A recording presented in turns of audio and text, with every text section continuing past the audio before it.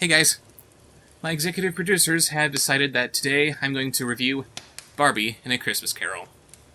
And frankly, looking back, I don't know why I put that down as an option. I mean, who am I to criticize anything having to do with Barbie? That's not my toy. I don't know anything about this character. This wasn't intended for me. I just don't know what to do with this property. Baby. I'm sorry, what? You think that kids' movies are important, right? Right. You can't claim to think that kids' movies are important and then not review any movies that are geared toward little girls. That would make me a hypocrite, wouldn't it? Because little girls deserve to have good movies too. Yes, they really do. Damn you. Yes, the wildly successful fashionista/accessory hoarder/doctor/astronaut/impossible beauty standard has had quite a long, illustrious career, and she is certainly no stranger to movies. Maybe I'll be getting into some other movies she's appeared in that weren't made by Pixar, but for now, let's take a look at Barbie's take on the Charles Dickens classic, A Christmas Carol. After the Universal Pictures logo was done giving me Land Before Time flashbacks, we open on some credits set to music, which is actually pretty easy on the ears. I just hope they maintain this classy tone without suddenly flipping to Justin Bieber-y pop crap.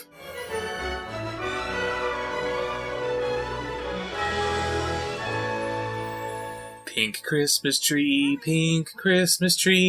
why aren't you gender neutral?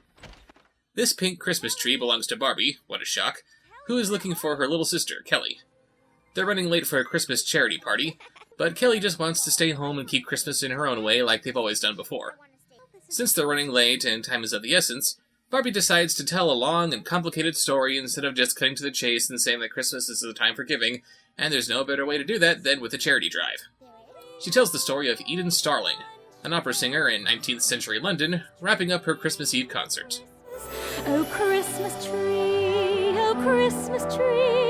how lovely are thy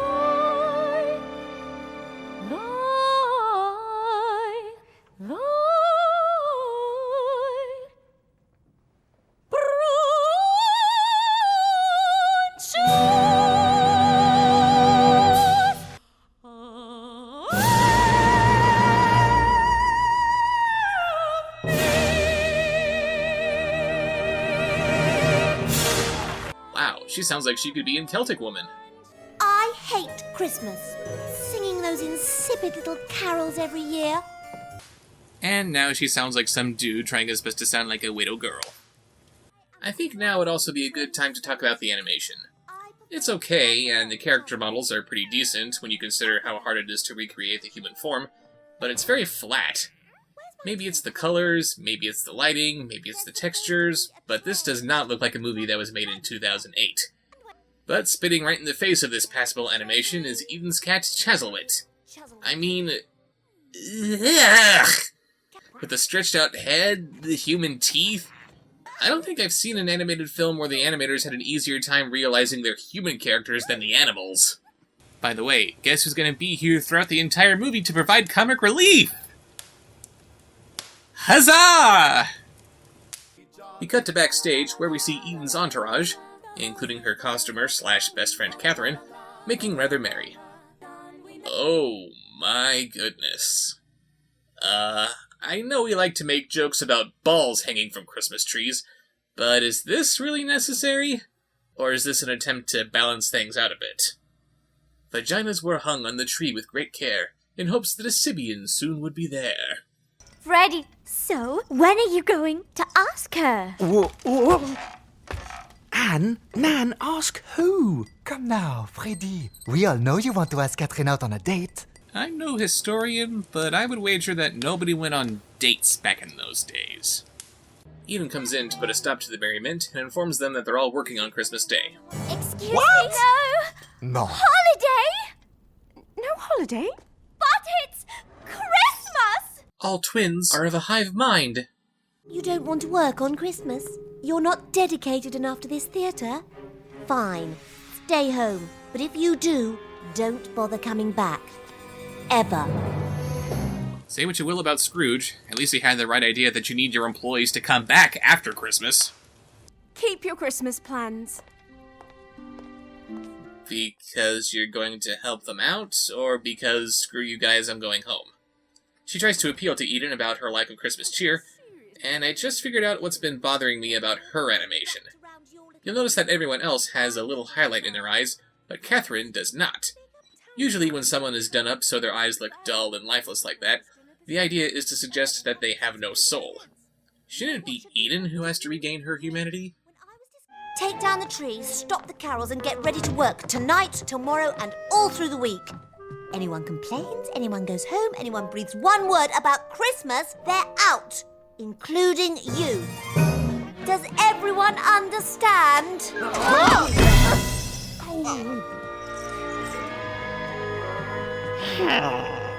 Ladies and gentlemen, I give you the cat's litter box face. Merry Christmas, Eden. I said not to mention that word. That is the last time I want to hear it.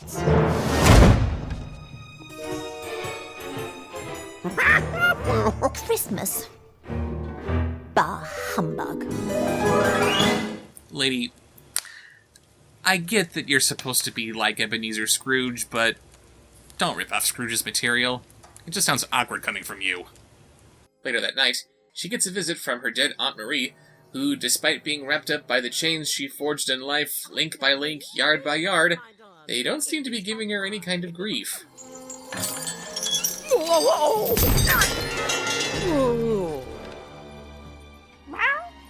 Don't just sit there gaping, child. Didn't I raise you with any manners? Oh, I am so sorry, Aunt Marie. Here, do let me help you to your feet. There we are. Wait a minute, what am I doing? Why do you haunt me, spirit? She warns her to stop being a selfish little bitch, and that 3 ghosts will be appearing to give her more of the same.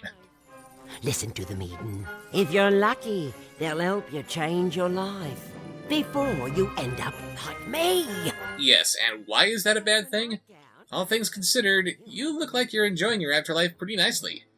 You don't want to say anything about how you're doomed to wander the earth in torment? Maybe lament about wanting to interfere for good but you're unable to? You're not doing a good job of convincing her how wrong you were in life.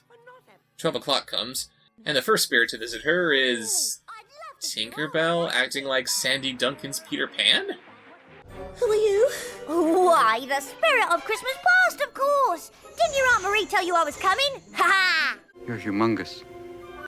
Is this another nightmare? Yes, it is a nightmare! The bippity-boppity bimbo takes Eden to her past, which she apparently doesn't recognize at all. Something's not right. We were supposed to get here at Christmas. Oh, I must have miscalibrated. Shouldn't she know what Eden's Christmases looked like? Apparently this is the ghost's first day on the job.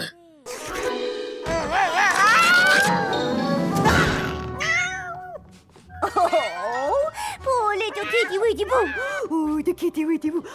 Did you get a boo-boo? You know, we can't eat or even touch food when we travel to other times, Kitty Witty Bear. And no one can see us or hear us when we talk, okay? They can't hear you talk? Oh, how I envy those shadows. Thank you for explaining that to the cat, by the way. I'd have thought that Eden might have a few questions about that. Speaking of, that's a weird deviation this movie partakes in. Traditionally, the ghosts show Scrooge shadows of whatever time period they're in. In this movie, however, they're literally traveling back in time, but they're the shadows so they don't disrupt the space-time continuum. What's the point of that? We then see Aunt Marie as she was in life, where she offers Eden this little pearl of wisdom. What do I always tell you? In a selfish world, the selfish succeed. That's right. And if you want to succeed, you must use every second of your time selfishly. But what if she wants to selfishly go celebrate Christmas? Little Eden practices her piano, which the ghost just can't get enough of. Okay, I know it's devastatingly sad that this is how you're celebrating Christmas.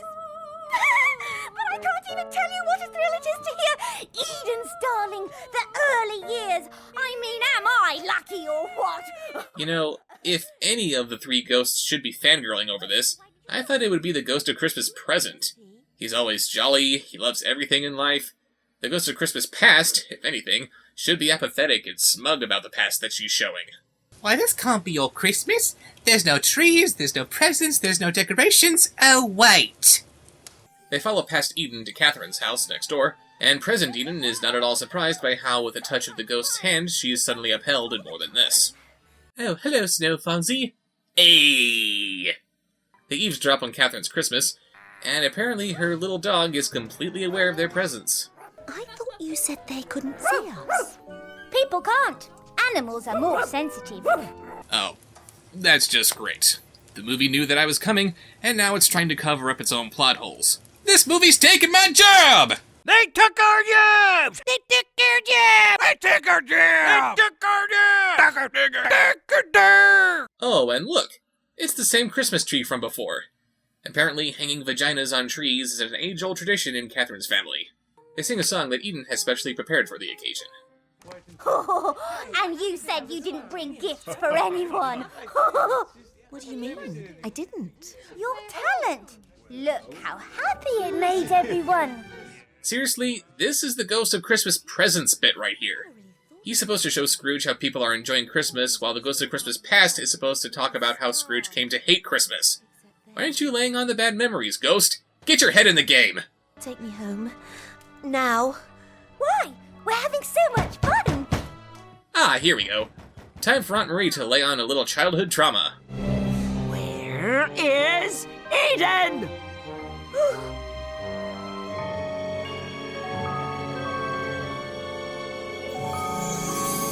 Aw, no! We finally get something that might tell us why she hates Christmas, and you just bail on us? Where's your manager, Ghost? I gotta make a complaint. And she just took Eden back to her room? Was that the only bad memory connected with Christmas she ever had? With Scrooge, it was a series of bad events that made him hate Christmas. He didn't have any friends to celebrate with, his beloved sister died one Christmas while giving birth to his nephew, he met his fiancée one Christmas and lost her the next Christmas. It wasn't just one thing that turned him off of Christmas, and neither should it be one thing for Eden here. I didn't realise. I should have left when you told me to. I had no idea. Your entire purpose is to make Eden feel bad about her past. Why are you even here? Don't you have some place to go? You're not even real anyway. I'm sure I'm just dreaming all of this. When I go back to bed, you'll be gone. Great. She's not reflective or contemplative like she should be. She's just as disbelieving as ever. Thanks for wasting our time, Ghost. Then she gets haunted by Madame Leota. Why, hello.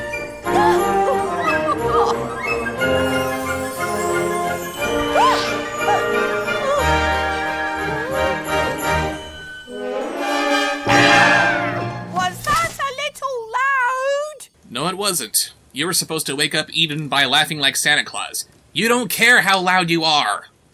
They go out to visit that very same night? I thought the Ghost of Christmas Present was supposed to show her how Christmas Day is celebrated. I get that some people do have to work during the holidays, but why are these people working long into the night after closing hours? Oh, look at those little white dots in her eyes. She got her soul back between takes. After Eden gets smacked in the face with how much her entourage loathes her, she and the ghost follow Catherine to an orphanage where she's been costuming for another show on the side. Joy to the world, the Lord is come. Let earth receive her King. Joy to the world, the kids are dubbed. Their voices aren't their own. You know, there are some very talented child singers out there. Show them how it's done, Caitlin Mayer. Oh, holy night, the stars are brightly shining. It is the night of our dear Savior's birth. Of course, Eden falls in love with Tiny Tammy here. Have you heard any more about the possible closing? Only rumors, but they don't sound good. We can only wait and hope. Closing? What is she talking about? Oh, the orphanage doesn't have the funds to stay open.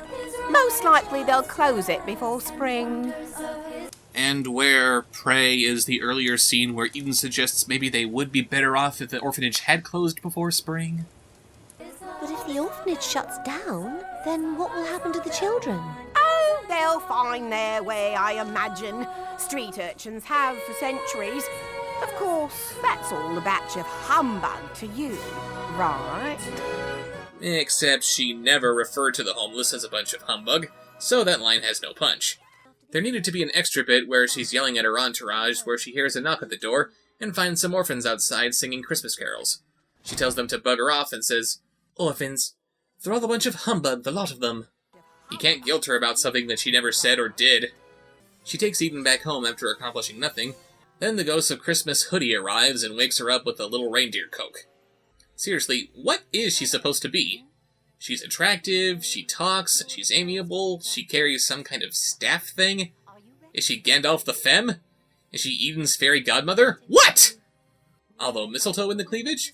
That's something I can get behind. Are you ready to come with me? I don't know. Will I like what I'm going to see? That's not the point. You're supposed to be eager to see whatever it is that the spirit wants you to see, because you've come to realize that whatever it is, it's here for your benefit. Lead on, spirit! The night is waning fast! Instead of jumping ahead to the future that Eden needs to see, the ghost takes Eden down a wormhole with every possible tangent in plain view. Why are there so many holes? The future isn't like the past. Every choice you make alters what will happen next. But as of this moment, we'll find your most likely future right here. Well, thanks for ruining the mystery of, are these the shadows of things that will be, or are they the shadows of things that may be only? What does Eden's future hold? Her falling prey to some mishaps on stage thanks to a hypnotist and some trained dogs who weren't very well trained. Really? This is how you open with scaring her into becoming a good egg? You don't want to show her visions of Catherine starving on the street, or Tiny Tammy becoming part of the modest proposal or something? They jump ahead a little to an impoverished Eden, and present Eden thinks that future Eden could benefit from asking for help from Catherine, who has since made a fortune off of her costuming. They got the Edens all mixed up here. It should have been future Eden thinking all opportunistically, while present Eden is trying to stop her. I do believe that I owe my dear, sweet, wealthy friend a visit. What? Oh no, you can't possibly be serious. After the way you treated her, you'll be lucky if she doesn't throw you out on the street. After making her work on Christmas and treating her like dirt, it's what you deserve. What I deserve. She makes it to Catherine's house, and Catherine exposits that she got to where she is today by following Eden's advice and looking out only for herself. I even tried to help out one of the poorest orphanages in London. Know what happened? I fired you. Which meant I had to scramble for work. I found something, but it took me out of town for months. Know what I found when I got back? No. I found nothing. That orphanage I was helping? It closed down while I was away. I'd had no idea. There was one little girl I was ready to take in myself. Tammy! Tammy! But she was gone. They all were. Scattered out in the world to try and fend for themselves. You can imagine. Yes, I can imagine. I can also imagine Tammy being adopted by a kind, loving family with whom she lived happily ever after. Why didn't we see Tammy die? Catherine, listen. Don't make the same mistakes I made. You're better than that. Don't be like me. Do you hear me, Catherine? Catherine? Speaking of, why can't future Chazalwit see or hear them now? The animals of the past and present could sense them, so why not future animals? Catherine throws Eden out into the street, and Chazalwit stays behind to live in the lap of luxury, only to be immediately thrown out as well. Wow, did they mess that up? They should have had Catherine just scoop Chazalwit up in her arms and take him as her own. Come, Chazalwit. Your new mummy will take care of you now. And believe it or not, this is all that Eden needs to beg the spirit to give her another chance. Oh, please. Please, just give me the chance. I want to change. I don't want this. Please, just give me another chance. Oh, yeah, great, that's fine. Go ahead and cut the scene where Scrooge learns that the world is so much better off without him. Yeah, fine. You don't want to show us, I don't know, maybe Tammy's tombstone so we can actually confirm the fact that she's dead? You don't want to give us something for her to actually be terrified of instead of just inconvenienced with?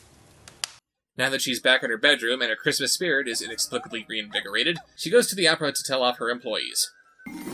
Stop the rehearsal! Stop everything! Please, don't fire us. We're all here.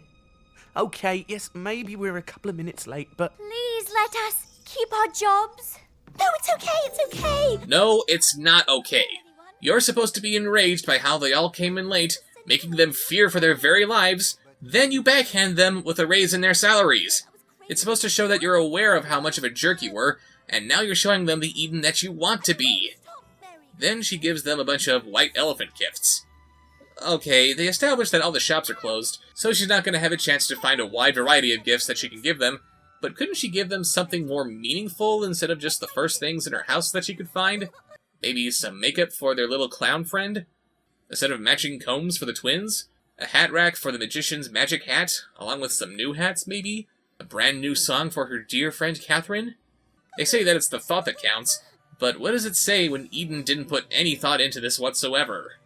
I was wrong about you, Eden. You're one of the good ones. No. No, you're absolutely right about me. I'm not one of the good ones. But I'd like to be. Eden has a very special gift in mind for Catherine, but she can't give it to her until after they see the show that the orphans have been rehearsing. God bless us, everyone! Yeah! Oh, right, I forgot to say that earlier. After Eden declares that she's going to give the orphanage all the funding it needs, what does she give Catherine for her Christmas gift? The fastest horses money can buy. This would be a really nice gift if she didn't already have a couple of horses that let her race from one job to another. But then again, I suppose it wouldn't be Barbie without needless accessorizing, would it? They go off to Catherine's house to celebrate Christmas with her family, but then they get caught in a little snowdrift. One would think that in all of her insane Christmassy energy, Eden might leap right out of the carriage and start shoveling that snow away with her bare hands, but this happens instead. We wish you a Merry Christmas, we wish you a Merry Christmas, we wish you a Merry Christmas and a Happy New Year. We wish you a Merry Christmas, we wish you a Merry Christmas, we wish you a Merry Christmas and a Happy New Year. Okay, why isn't Catherine or Mr. Magic Man freaking out right now? If they really needed to have the carriage get caught in the snow, why not just have one of the spirits inside the snow globe give Eden a little knowing wink, and then twinkly poof, the snow is gone? This is begging for the Ghostbusters to show up. Oh, and look, Eden rediscovering the Christmas spirits somehow redeemed Aunt Marie. Eternal torment my ass. And so the movie ends with Barbie spoon-feeding the very obvious moral to her sister, who should already be very familiar with the story, even at her young age, and they go off to the party to celebrate with their friends and family. So that was Barbie in A Christmas Carol, and wow did they drop the ball with this one. The music's okay, and the animation is passable, but the story is where they really, really messed up. There are so many scenes and details that they cut out, which makes the whole thing feel very slapped together and rushed. They didn't stop to think about why A Christmas Carol works, or how Scrooge's character works. I could see them adapting his story into a completely different character like Eden, but you need to preserve all of the elements that make her what she is. But apparently all she is someone who was raised by an aunt who taught her to be selfish. That's not enough to turn someone into the next Ebeneezer Scrooge. And did I mention that the title's a complete lie? Barbie was never in A Christmas Carol. She just told a vaguely Christmas Carol-like story and hoped that her little sister wouldn't be able to tell what she was ripping off. But the movie does teach us one very important lesson. If you have a piece of junk in your house that you don't want anymore, just give it to one of your friends and call it a Christmas gift.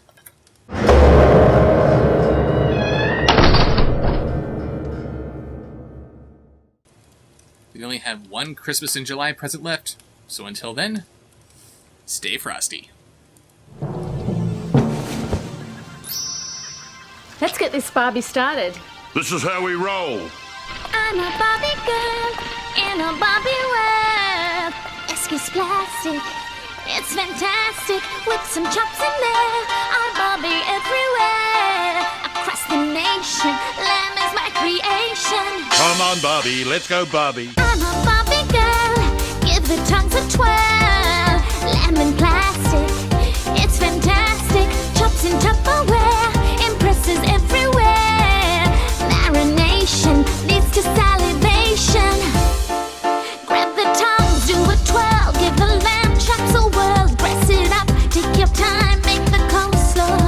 Have a bowl, butter rolls, go and heat up the coals. Chill the beer, move the chairs, fold the napkins.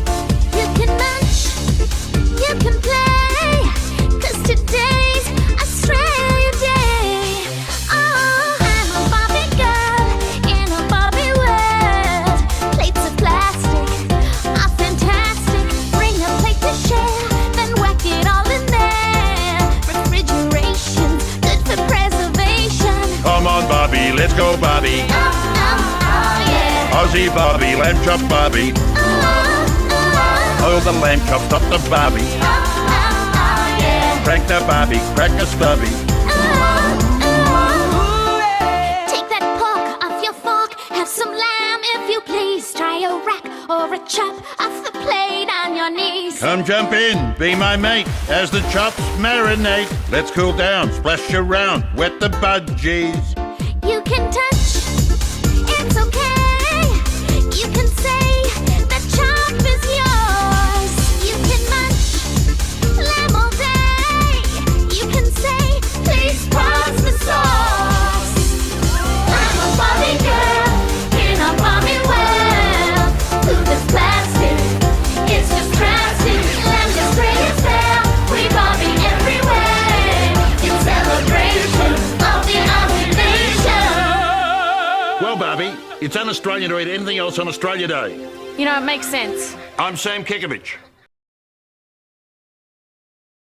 If you want to see a Barbie theme month, tell Bob Show in the comments below.